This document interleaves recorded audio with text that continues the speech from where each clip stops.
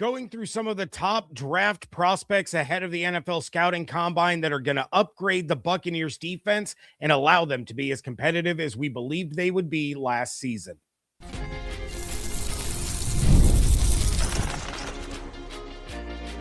You are Locked On Buccaneers, your daily Tampa Bay Buccaneers podcast, part of the Locked On Podcast Network, your team every day.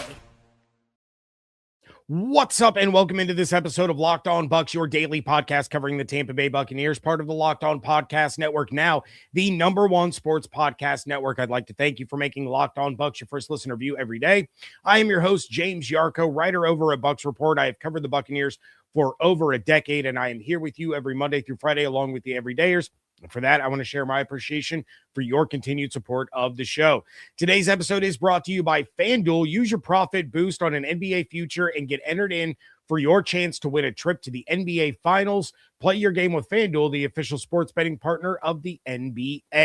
I'm going to talk about some players in the secondary and then switch gears to the offense and take a look at running backs as we continue to preview positions of need and the best fits for the Bucs in the 2026 draft class. But we're starting this one off with the defensive linemen. This is, as you know, one of my top positions of need for the Buccaneers this offseason. We're not sure what they're going to do with Logan Hall, whether he returns or not. But honestly, it doesn't matter if he does. The Bucs still have to upgrade along the line next to Vita Vea. Hall is serviceable, not indispensable. So I have preached for months that you have to get the natural pass rush to get home and allow Bowles to not have to send as many blitzes just to create pressure. That's what was so good about the 2019 through 2021 defenses. Vita, Sue, JPP, Shaq, they could get home just themselves. So when Bowles would send a blitz, it would create more pressure, not just create some pressure. So with Cansey on the field, the pass rush is definitely better, but that's the other part of this equation, right? He isn't reliable when it comes to staying on the field. He's been hurt every single season. So until he can get through 17 games, I'm not going to believe that he will. So defensive line is just another position where I would spend a pick in the first 2 days. When I say this, obviously things can change based on free agency. If the Bucs bring in Crosby or Hendrickson or Chubb or one of those guys, the need to take an edge rusher in the first 2 days is no longer as big as it is right at this moment. If they sign Nakobe Dean or Alex Anzalone or Levante comes back or something like that, you know, the need to take a linebacker in the first 2 days isn't as big as it is now. As it stands, edge, linebacker, defensive line are the top positions I'm looking to upgrade with the first 3 picks that the Bucs have in the draft. With all of that said, let's take a look at who could be available for the Bucs at 15 and work our way down. First on my list is Peter Woods out of Clemson. Absolute demon in the trenches. 6'3", 310, good pass rusher, stout run defender, double-digit pressures every season. So this is a guy that can complete the defensive line alongside Vita and Cansey as long as Cansey stays healthy. Even if they bring back Logan Hall, that provides a reliable rotational piece that can also come in and start in case of injury, and you're not going to have a huge drop-off in production. There will be some, obviously, if you're looking to upgrade Hall, that he's not performing quite at the level that you need, but he performs well enough that there isn't a glaring weakness along that defensive line. You know, as far as Woods is concerned, there was some slight drop-off in 2025 compared to 23 and 24, but this is still an immediate plug-and-play starter that can elevate the play of the defense from the moment the rookie minicamp begins. You need that defender that doesn't just win his one-on-one battles, but that will eat blockers and clear the way for his teammates. Vita commands that. Cansey commands that at times, but there aren't any offenses in the league that can double every player that you're sending, you know, with Woods and Vita and Cansey and Yaya and whoever else you're bringing in at edge rusher. Woods, to me, would be an absolute slam dunk pick if the, you know, top edge rushers as well as Sonny Styles are all gone. Next on my list is going to be Caden McDonald out of Ohio State. I'll get to Caleb Banks in a minute. I know some of you Florida fans are already yelling, but I think McDonald is just a better fit for the Bucs. He finished as the eighth ranked defensive lineman in all of college football last season, 6'3", 326, so similar in size to Woods, but he's a guy that was the opposite of Woods in that he got better every year. There wasn't a drop-off. Elite run stopping, a decent pass rush, but he did finish with 12 hurries last season, which was more than his previous 2 years combined. Nearly a 14% run stop rate. Absolutely love what he could bring to the Bucs defensive line. Now we will talk about Caleb Banks, who is rated higher than McDonald on PFF's big board, but I think there's some questions lingering there in regards to Banks. For starters, he only played 3 games last season, so that's going to be a bit of a concern coming into the draft. He's going to have to test well at the combine. You're going to have to get those medicals cleared. On top of that, his pass rush win rate and run stop rate are not as good as Woods or McDonald. The one thing where he beats both of those guys is hurries. 19 in 2023, 21 in 2024. Now, Banks was dealing with a recurring foot injury, and that's going to be a little bit of a red flag when it comes to the medicals. I'm not saying I would be disappointed if he was the pick, but I think there are other options at edge or linebacker that I would rather have over Banks at that number 15 pick. That said, a trade back, acquire a late day 2, maybe an additional day 3 pick.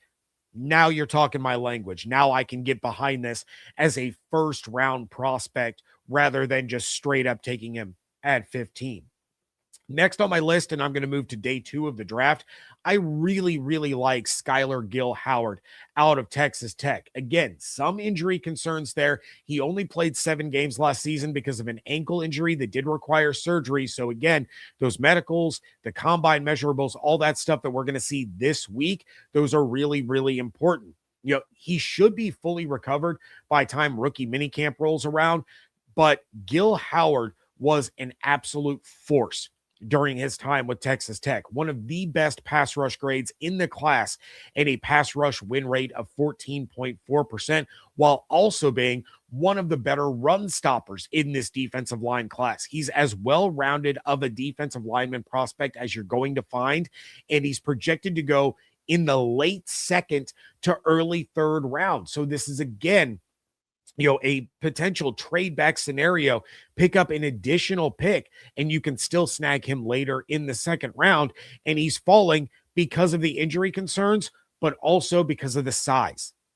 He is undersized for a defensive lineman, and that is going to turn some teams off. 6'1", 290. So he's going to need to bulk up a little bit to be as effective at the NFL level as he was with Texas Tech. But the raw talent is so immense that I think he's going to be able to find a way to get the job done in spite of all of that. Finally, my 5th and my 5th defensive lineman, my other day 2 pick, is Darrell Jackson Jr. out of Florida State. This is a behemoth of a human at 6'5", 340. He's not going to bring you a lot in terms of the pass rush, but he is going to clog those interior running lanes as one of the best run-stopping defensive linemen in the class, while also eating up blockers to free up space for blitzers, as well as whoever the edge rusher is coming off of his side. This would be a guy that I would look to in the 3rd round, though I think he might go a little bit higher than that. I'm not sure that I would spend the 44th pick on him. I think if I'm going to look at a defensive lineman to spend pick 44 on, it would be Gill-Howard over Jackson Jr. But if the Bucs, again, were able to trade down, acquire an extra pick on day 3, maybe a compensatory pick at the end of the 3rd round, I think it would be a solid get in terms of what you can add to the trenches. Think in terms of Will Golston, right? Will Golston was never a big-time pass rusher, but he was one of the better run-stopping defensive linemen that the Bucs had. So having that kind of guy, along with Vita and a healthy Cansey, and then your edge rushers, that could be the combination that Todd Bowles is looking for in this offseason. We are moving on to the cornerbacks and who could come in to replace Jamel Dean. That is coming up next on today's episode of Locked On Bucs, part of the Locked On Podcast Network, your team every day.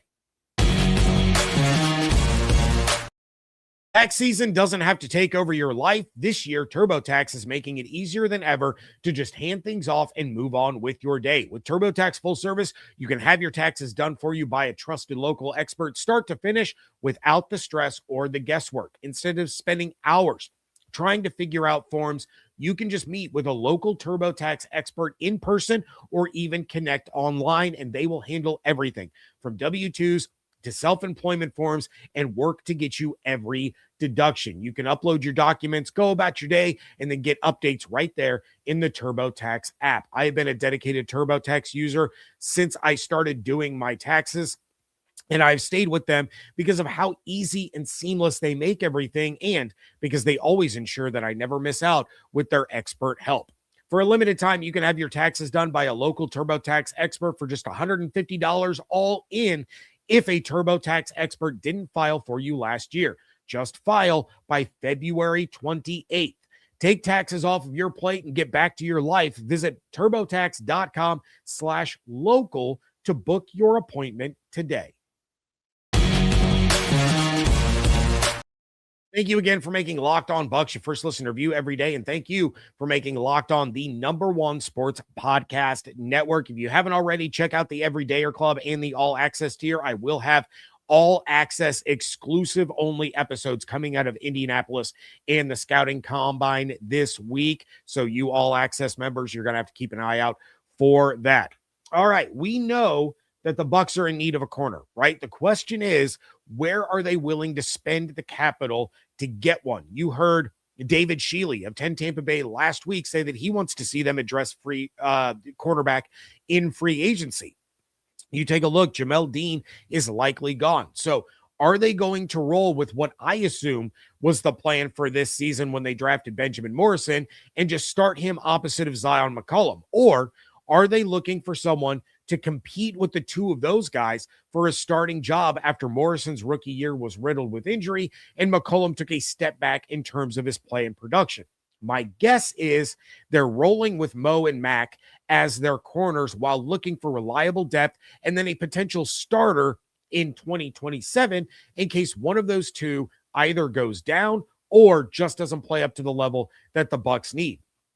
With that in mind, I will throw one name out there that I would take in the first round at pick 15, Mansour Delane out of LSU. I'm not going to go in depth because he's not officially part of my list, but I think it would take a lot of free agent moves to justify a first round corner, but if he's there, he is the best in the class. He would push either of the incumbents and potentially steal a starting job as early as training camp and the first preseason game. My list is going to start with day 2 prospects, and we're kicking it off with Keith Abney out of Arizona State. He has the size the Bulls looks for and finished as the 18th ranked corner in all of college football last season. He's good in man. He's better in zone. Finished last season with 2 interceptions while allowing a passer rating when targeted of 46.1, which was only his second best rating over the last 3 years. In 2023, the passer rating allowed when targeted was 18.8.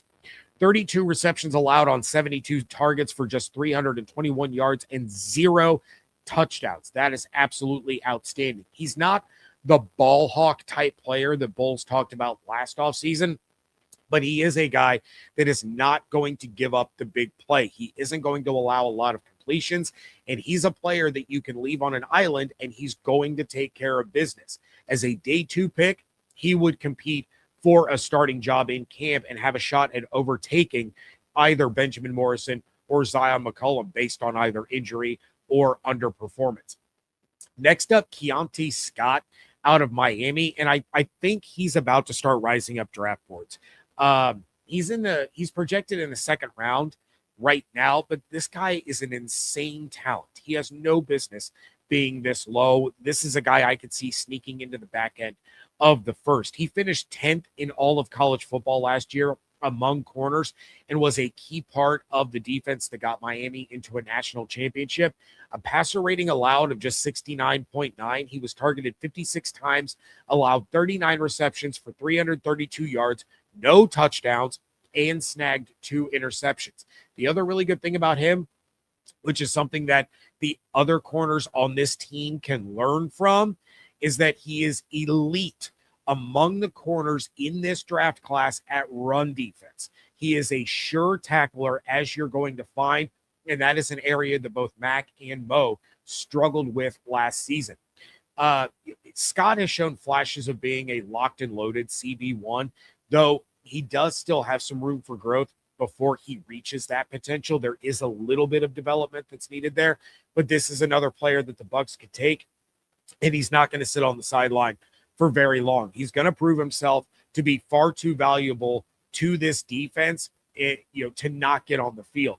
The question would be whether that's because an injury opens the door or one of these guys just is not performing to the level that they need to. That is my big concern this year, is that enormous step back that Zion McCollum took. Can he bounce back from that? Third on my list is D'Angelo Pons out of Indiana.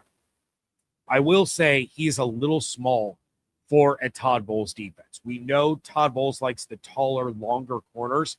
Pons might be too small for a lot of defensive coordinators. He's only 5'9", but that didn't stop him from being one of the best corners in the country last season on his way to winning a national championship. He finished as the 7th-ranked corner in college football last year, and he was top 30 in each of his 3 seasons. Far better in zone than he is in man, which might also steer Bowles away. I know Bowles would like to get back to more man coverage, but just hasn't had the guys to do it. He allowed just 31 receptions on 63 targets for 357 yards, no touchdowns, 2 interceptions. He had 7 interceptions over the last 3 seasons, and he forced 11 incompletions last year. He also had just 2 missed tackles in 15 games played. So he could cover, he can break up passes, and he can tackle. This guy is the complete package for being so small. Now, is that going to affect him at the NFL level going up against these receivers that are 6'4", 6'5"? Maybe, but he wasn't going against slouches with Indiana last year. They faced Oregon twice, Ohio State, Miami, Alabama, Wisconsin. There were some weapons that were much, much bigger than he was, and he was able to go toe-to-toe with them and come out victorious. If Bowles is going to make an exception to bring in a smaller corner, it should be for Pons, and that is with absolutely no questions in the back of his mind. Next up, I have Colton Hood out of Tennessee, a passer rating allowed of 70.8, targeted 52 times, allowed 28 completions for 318 yards, 1 touchdown, while getting 1 interception. Hood is actually better in man than he is in zone, which is a rarity among some of these top corner prospects. So that could help Bowles start to make that transition away from as much zone as he's been running, if he can get guys out there that he can trust to play straight up man-to-man. Benjamin Morrison was incredibly successful with that at Notre Dame. Colton Hood is another guy that found a lot of success playing just straight up man-to-man. Youngsters like Hood, Morrison could allow Bowles to start to make that shift that he wants to make. But again, a lot of that is going to, hinge on what Zion McCollum is doing. Hood is the opposite of Scott in the sense that he's absolutely a liability in the run game, and that's going to make Todd Bowles a very unhappy person. He wants those sure tacklers on the outside, and the pieces that he has already are questionable at best. Bringing in another guy that struggles in that aspect is not going to help matters. Now, hopefully that's something that can be improved or developed, but it's not going to help make Hood a can't-miss guy if he's available when the Bucs are on the clock, not over some of the other options. And, of course, they're going to look for whoever they draft a corner to also be able to contribute on special teams. You can't tackle, you're not going to be on the coverage units, and that's going to make you basically just eat up a roster spot that they're not able to utilize. Finally, Traden Stukes out of Arizona. This is, again, a day 3 pick potentially, but he finished as the 5th corner in college football last year. Much more size than any of the other guys that we've talked about. He's 6'2", 200. He allowed 213 yards on 23 receptions last year, no touchdowns, 4 interceptions. He allowed a passer rating of 34.4 when targeted, and he's outstanding in both man and zone coverages. Not too shabby in run defense. He's not elite, but better than most of the other corners that we have discussed today. And Stooks played most of his snaps in the slot. So the big question looming over him is going to be whether or not he can transition to the outside. That said, if he's a fourth-round pick, you may want him more for depth in special teams than an outside corner job. If an injury happens, we've already seen that Parrish can bounce outside, and that opens up a potential spot for Stooks to step in, play where he's more comfortable as a rookie while he continues to learn how to play the outside corner position to provide depth out there. And then hopefully you also have Christian Izzy in re-signing and can still provide depth and safety as well as corner in an absolute pinch. He has the size and speed to be able to move outside, but it'll be a matter of him making that transition before Bowles just throws him to the wolves. So I would expect a lot of reps and for the learning curve to begin in rookie minicamp as well as training camp before Bowles gets to a place where he's comfortable enough to let Stooks go out there and do it in live action. We are switching over to the offensive side of the ball, and one of the Bucs' biggest needs, replacing Rachaad White. That is coming up next on today's episode of Locked On Bucs. Ever wanted the chance to experience the NBA Finals live and in person? FanDuel is giving you the chance to turn that dream into a reality with their NBA sweepstakes. Here's how it works. Use your profit boost on any NBA future, and you'll automatically be entered for a shot to win an NBA Finals trip for two. That's right. Flight, tickets, the whole experience. If you're already looking at the board and thinking about which team can make a deep run, this is the time you need to lock in. I love futures this time of year, whether it's picking them to win a championship, grab a conference title. It adds an extra layer of excitement to every game down the stretch. And now, not only can your pick cash, but it can also send you to the finals. Visit FanDuel.com to get started. Use your profit boost on an NBA future and get entered for your chance to win a trip to the NBA Finals. Play your game with FanDuel, the official sports betting partner of the NBA. Wrapping things up here on today's episode of Locked On Bucs. Running back is a position that the Bucs have to address. There's no getting around it. Now, I am on record as saying that I think the Bucs should bring in Tyler Algier to be the RB2 behind Bucky Irving. But if they don't land someone in free agency, then they have to draft a guy. That said, I don't see them drafting guy in the first 2 days with very few exceptions. And by very few, I mean one. Basically, I mean one. And no, it's not Jeremiah Love as much as I would love for the Bucs to take him. But it is his teammate, Jadarian Price. So if the Bucs have addressed starting jobs on the defensive side by time the third round rolls through, and they've addressed this in free agency and in the first two rounds of the draft, and Jadarian Price is still sitting there, you take it. I mean, you run that card up to the podium to turn it in. There shouldn't be 10 seconds that run off the clock before you make that decision. Price is a game changer at running back and might cut heavily into Bucky's usage because of his home run speed and overall abilities, but that's not a bad thing. Bucky Irving took a lot of punishment last season because his size is working against him.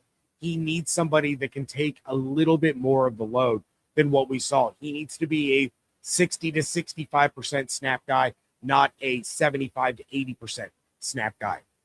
Not to mention, if it's Jadarian Price, you can also use him on the return team as somebody that can completely change their return game into something that looks more like what the Seahawks did with Rashid Shaheed than what they've done with Sean Tucker and Cam Johnson. Now, Price was stuck behind Jeremiah Love last season, but still managed to get 674 yards on 113 attempts for a 6-yard per carry average, along with 11 touchdowns.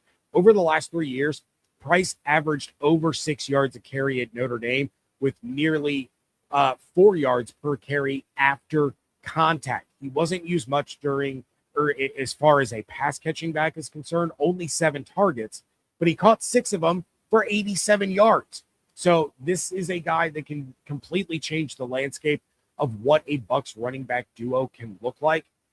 they would arguably become one of the best duos in the NFL. So that is the one guy that I would be willing to take on day 2 of the draft if I'm the Bucs, and it would have to be the right situation based on what happened in the first 2 rounds as well as free agency. Next on my list, and looking to day 3, is Penn State running back Nicholas Singleton. Not as much explosiveness as Price, but a much better blocker, which is something that the Bucs are going to look for. 124 carries, 547 yards, 13 touchdowns. Singleton is 6 foot 224, so he's a little bit of a bigger body. That's going to help the goal line situations, the short yardage situations, where the Bucs struggled so much last year. Now, he did only average 4.5 yards per carry, but double-digit touchdowns each of the last 2 years. He rushed for over 1,100 yards in 2024 with a yard per carry average over 6. So we know he has that capability, just not quite as many opportunities in 2025. But Penn State had a coaching change and all kinds of issues. He's a decent pass catcher. He's a solid pass blocker. Not super elusive. Yeah, he's not going to get many yards after contact, but he can be the bruiser that they need to get 1 or 2 yards in the red zone. He makes a solid complementary piece to Bucky Irving. Next on my list is Kentucky running back Seth McGowan, 6'1", 215. Again, a little bit bigger of a back compared to Bucky. He ran for 730 yards on 130 carries while finishing with 12 touchdowns last year. He dropped from 5.4 yards per carry in 24 to 4.4 yards a carry last year, but he does a really solid job running between the tackles. His elusive rating is decent, and his yards after contact was just 2.7 last year, but he does have the makings of being a really solid RB2 on this team. Yeah, not huge in the pass game as a receiver, 18 receptions for 121 yards last year, down from 24 for 280 in 2024, but he's a guy that isn't afraid to get in there and get his hands dirty in the pass pro. Yeah, that's, again, I'm going to keep reiterating that because that is a key for the Bucs. Rachaad White did so much of that dirty work by picking up those blitzers and giving Baker a little bit more time. Bucky's okay. He's not great. He's still developing that aspect. So they need someone that can go in on third downs and not just get short yardage, but can also pick up the blitz. You don't need them to just be an every down back. You need that person that you can rely on to take the place of Rachaad in those unsung roles. 35 missed tackles last year is pretty solid, but you're not looking for a carbon copy of Bucky Irving here. You're looking for a compliment. So I see McGowan as being the kind of player that can wear down a defense, get that tough yardage in the red zone at the goal line in those 3rd and 4th and shorts. And then Robinson can send Bucky out there, hit him with that contrast, and have that breakout speed with, tired players, forced to miss tackles because of how elusive Bucky is. Next on my list, I've mentioned him before, but I really like him as you get deeper into day 3. It's Mike Washington Jr. out of Arkansas, 6'2", 228. He ran for over 1,000 yards last season, averaged almost 6.5 yards per carry. That's almost 2 more yards per carry than he had in 2024. He did have 8 touchdowns each of the last 2 years, averaged nearly 4 yards per carry after contact in 2025. His elusive rating is much better than the last 2 guys that we talked about, and he was certainly effective as a pass catcher. 28 receptions for 226 yards, which is over 130 yards more than he had in 2024 and nearly 200 yards more than he had in 2023. So you see the gradual improvement in his ability to be a pass catcher out of the backfield. Another guy that'll get in there and block when needed. He has both the size and the strength to take on those big blitzing defenders. You're not looking for someone here to take Bucky's place. You're looking for someone to take Rachaad's. So they have to be able to do everything on the field. Sean Tucker is limited in that aspect, which is why his opportunities aren't likely going to increase much this season, even with Rachaad gone. This is a guy that you can get in the 5th round that can do everything that you need while being a more reliable short yardage back. Finally, the late guy that I like, and we are talking 7th round, is Kalen Black out of Indiana. Now, He's on the smaller side compared to these other guys that we've talked about. He's 5'10", 210. So finished as the 64th ranked running back in college football last season with a huge increase in opportunities. He went from 46 carries for 251 and 2 touchdowns in 2024 to 186 carries for 1,034 yards and 10 touchdowns last season. He was not used much as a receiver over the last 2 years, just 9 receptions for 48 yards in those 2 years combined. But back in 2023, he had 25 receptions for 214 yards. So the ability is there.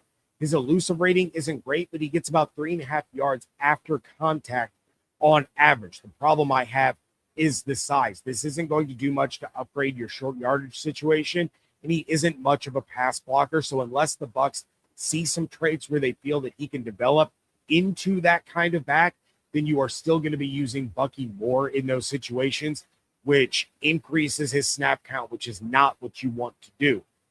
I like Black as a speedy option. They can also play a role on special teams as a kick returner that offers a little more quickness, forces a few more missed tackles than Tucker does as a returner, so a little bit better of an ability to flip the field in those situations. Again, 7th round, so you're looking for upside, you're looking for special teams contributions, and Black has plenty of that. It's just a matter of not fully solving the issue that Rashad is leaving by his departure.